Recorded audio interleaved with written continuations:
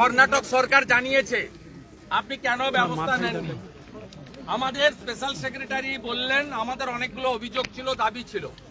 তিনি প্রথমত আমাদের দাবি আমরা বলিনি, আমরা বলেছিলাম স্টেট গভর্নমেন্টের হাইয়েস্ট চেয়ারের উপরে অ্যালিগেশন। বিষাক্ত স্যালাইনের প্রসূতির মৃত্যু। মেদিনীপুর মেডিকেল কলেজের এই ঘটনায় তোলপাড় রাজ্য।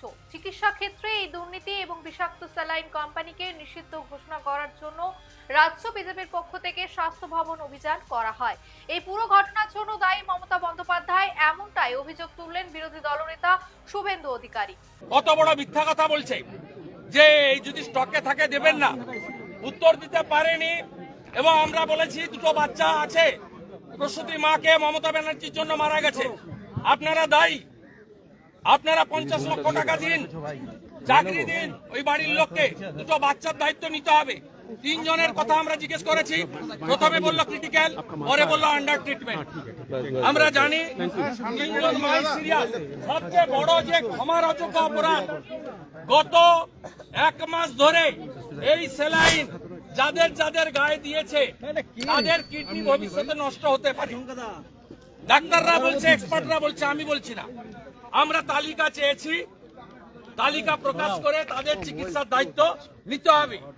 নইলে 6 মাস পরে বলবেন সুগার ছিল তাই কিডনি ফেল করেছে, ক্রিয়েটিনিন বেশি বলে কিডনি ফেল করেছে। শুভেন্দু অধিকারী আরো বলেন, সমস্ত সরকারি হসপিটালে এই 20 স্যালাইন দেওয়া হয়েছে, তাই যাদের যাদের শরীরে এই 20 স্যালাইন দেওয়া হয়েছে অবিলম্বে তাদের তালিকা প্রকাশ করতে হবে স্বাস্থ্য দপ্তরকে। মাকে, রোগীকে সমস্ত সরকারি হসপিটালে তারা এই 20 স্যালাইন ঢুকিয়েছে তার তালিকা প্রকাশ করতে হবে। আমরা বলেছি এবং আমরা ইলেকট্রনিক্স কমপ্লেক্স পিএসএ আমরা এফআইআর করব। মমতা ব্যানার্জি স্বাস্থ্যমন্ত্রী, স্বাস্থ্য সচিব নারায়ণ স্বরূপ নিগম, মেদিনীপুরের সুপার 3 জনকে অবিলম্বে গ্রেপ্তার করতে হবে। এবং 1 মাস ধরে কাকে কাকে এই 20 স্যালাইন দিয়েছেন আপনার কাছে মেডিসিনেরও যেমন স্টক রেজিস্টার আছে, রোগীরও রেজিস্টার আছে।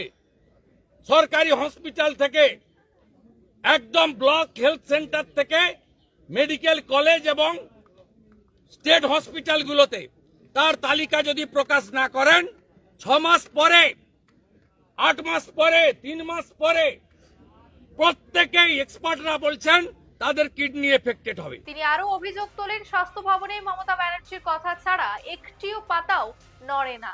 এখানে মমতা ব্যানার্জির কথা ছাড়া পাতা নড়ে না। সব ল্যাম্পপোস্ট মমতাকে অ্যারেস্ট করতে হবে, কোনো কথা নেই। বিধানসভা বন্ধ, তাই এখানে নেমেছি। আমরা ছাড়ব না। আমি মহামান্য উচ্চ আদালতকেও বলবো, বাংলার মানুষকে বাঁচান। জুনিয়র চিকিৎসকেরা স্বাস্থ্য সচিবের অপসারণ চেয়েছেন, বলেছেন ওরা কি চেয়েছে, আবার কখন ফিশ ফ্রাই খেতে যাবে আমি জানি না। একদিকে অভিষেক বন্দ্যোপাধ্যায় সেবাশ্রয়ের মাধ্যমে স্বাস্থ্য পরিষেবাকে মানুষের হাতের নাগালে পৌঁছে দিতে চাইছেন, অন্যদিকে মেডিকেল কলেজগুলিতে ওষুধের কালো বাজারি প্রকাশ্যে। অভিষেক বন্দ্যোপাধ্যায় বলছেন, ঘটনার পর রাজ্য যথাযথ ব্যবস্থা নিচ্ছে, কিন্তু ঘটনায় যারা প্রাণ হারাচ্ছেন তাদের পরিবার নিঃস্বর হয়ে যাচ্ছে। তাদের জন্য কি ব্যবস্থা করবে সরকার? এই বিষয়ে আপনাদের মতামত লিখে জানান আমাদের। লাইক দিন, সাবস্ক্রাইব করুন বেঙ্গল ফ্যাক্ট।